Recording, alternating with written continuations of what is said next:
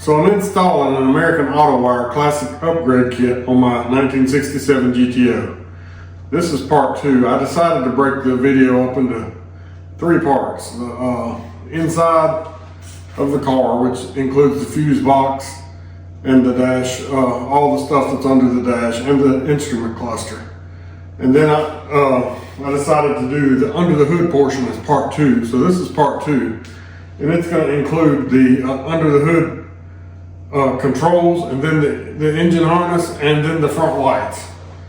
So there's 2 harnesses in the front. It's the engine harness, which is the simpler of the 2, and the other electrical components. And that's what we're going to show in this video. Okay, so the next kit it says to install is the engine kit. And the engine kit don't have a lot of wires, but some of the wires are kind of a pain in the butt to get to, like the starter wires. The starter wires are extremely difficult to get to. There's a tube that goes down beside the engine that between I got the ram air manifolds, and it goes down in that tube. Right now you can see the positive battery cables going down through there. And the other 2 wires, somebody routed down beside the exhaust pipe. I think they're supposed to go down through this pipe from what I have been able to find out. I really don't know. It seems like a safer route to go is through the tube. So I'm gonna have to drop the starter because you can't even access the wire connections there. And I'm hoping by dropping the starter, I can do it without disconnecting the exhaust. But on this car, on my car at least, the positive is black, and I know that's how my Impala was. I guess that's something they did on some of the cars back then, just to add extra confusion. Positive and negative, both black. But anyway, another thing that I found while looking at this paper is this Classic Upgrade Kit it doesn't have the allowance for voltage regulators. It's only wired it's intended for a SI starter, which is a more modern GM starter. And you can also put a 1-wire alternator. I put a 1-wire alternator on all my other cars, so I think I'm gonna put one on this. I kind of hate to do it in a way, but the alternator is a lot easier to deal with. And I guess if you wanted the provision for the regular alternator, you just have to order their original kit. I didn't realize that when I bought this, and I'm already halfway into the install, so this one's going to be getting the upgraded alternator. And also, if you have points on your car, you're going to need to buy a resistor, because from the factory these cars have a resistance wire, and American Auto Wire sells a resistor. I'm going to keep the points on my car for now. One of these days I might change it to electronic ignition, but as of now I'm going to keep it as a points. I'm not trying to redo the whole car. I just did the alternator because there was no alternative. I could have did the SI alternator, but I just like the 1-wire. And so that's what I'm gonna do. And I've got the car jacked up, and on jack stands on this side so I can get to the starter, so I can drop the starter and get to the wiring to disconnect it. And then I'm gonna route the new wiring down through the tube and see where we can go from there.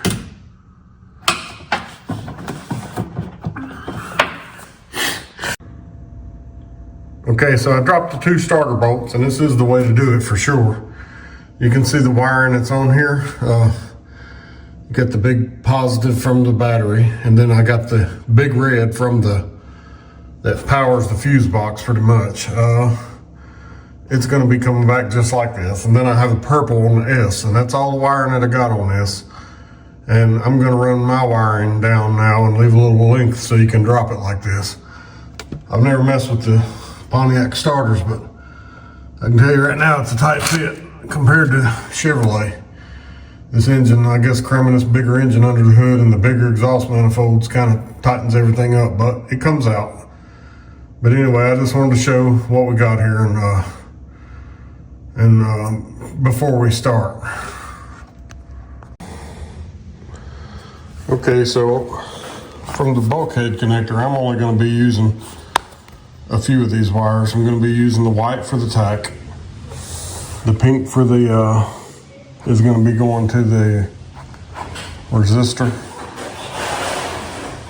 and purple going to the starter, blue going to oil pressure, orange going to heater fan motor, the red's going to the starter, and the green is going to the temperature sensor. Okay, so I ran my wiring down the tube here beside the manifold. Now I'm going to go down under and connect the starter wires back up and put the starter back in place, and then I can run these to where all the places they need to be.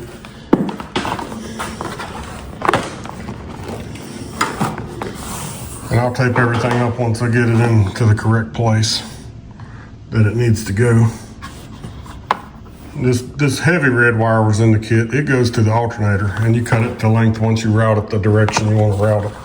And the yellow wire was also in the kit, and it's going to go to the ballast resistor that now takes the place of the resistance wire that came on all GMs from the 60s.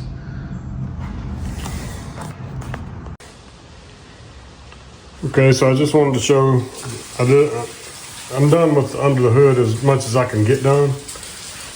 I got the wire ran for the 1-wire alternator right here.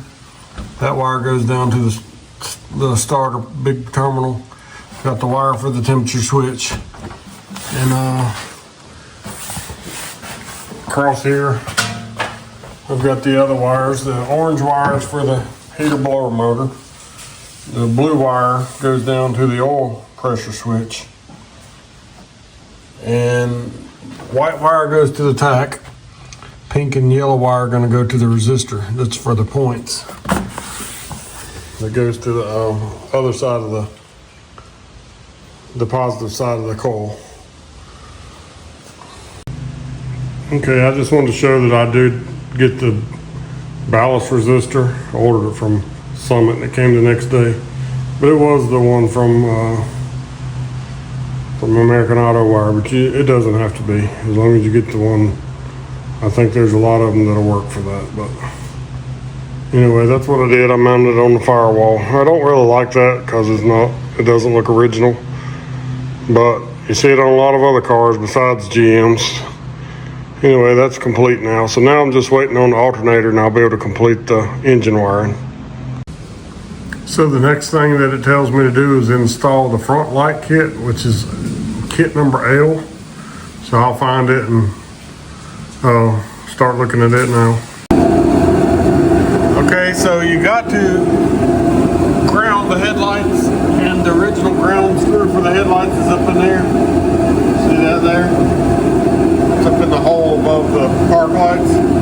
You also got the park light ground screw there. Just ground those together and do the same on both sides. It comes with these small short wires here for grounding the headlights. You just just got to jump from between the two lights. So this is what it looks like on one side when I've got everything wired up. Looks just like the drawing. One of them's got a ground and the low beam.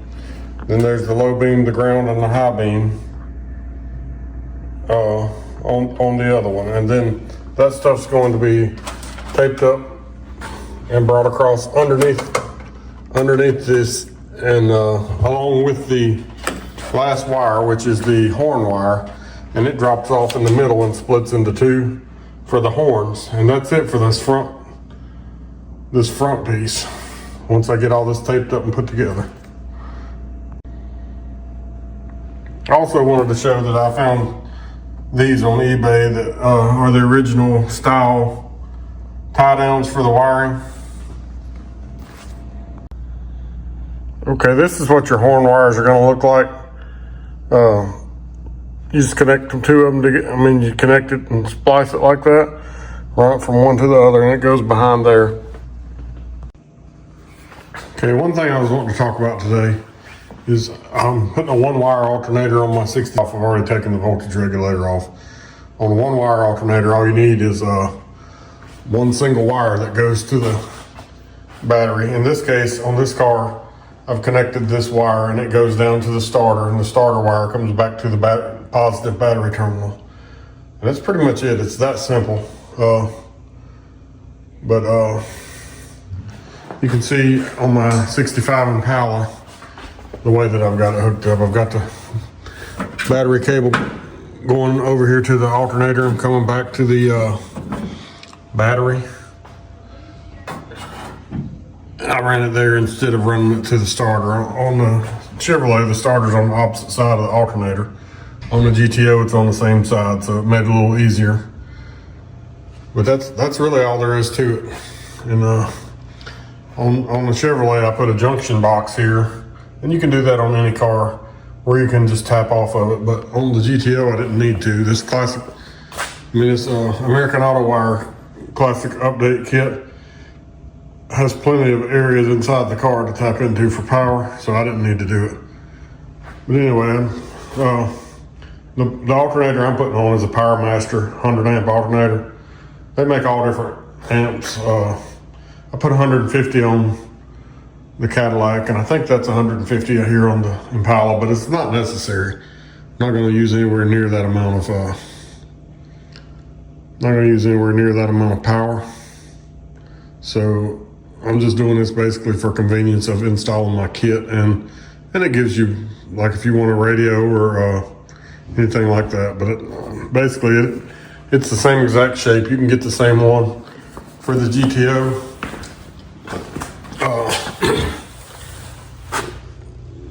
This is the one I got. You just search it up. It's a 8002 part number, but it fits right on there, and it looks like the original pretty much. It's a little, you can get chrome ones or whatever you want, but I just got the basic finish that's on the originals. Okay, so the last thing I had left for the under the hood harness was the windshield wipers. And you got light blue, dark blue, white, black, white. You got to put those wires together. Here's the wires for it.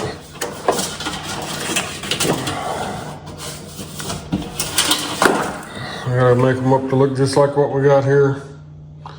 Oh, I also have this brake sensor that I gotta hook up. It's in a spot that's pretty difficult for me to see, but I'm gonna hook it up. This is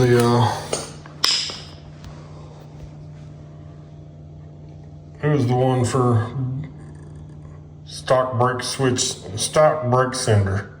So if the car gets low on brake fluid, and this does work because I actually had that on my car. So anyway, I had that to come on me once when I had brake problems. So anyway, that's what I'm gonna do now. I'm gonna take these wires and put the wiper connectors on. So everything under the hood is completely hooked up now. You can see the alternator here. Got the one wire going to it. headlights and park lights, windshield washer, all the engine stuff that I've already talked about. Everything's hooked up, everything's back in place.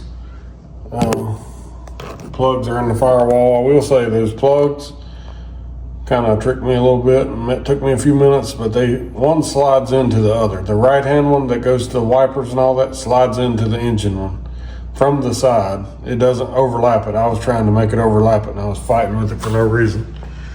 Anyway, that's it for that.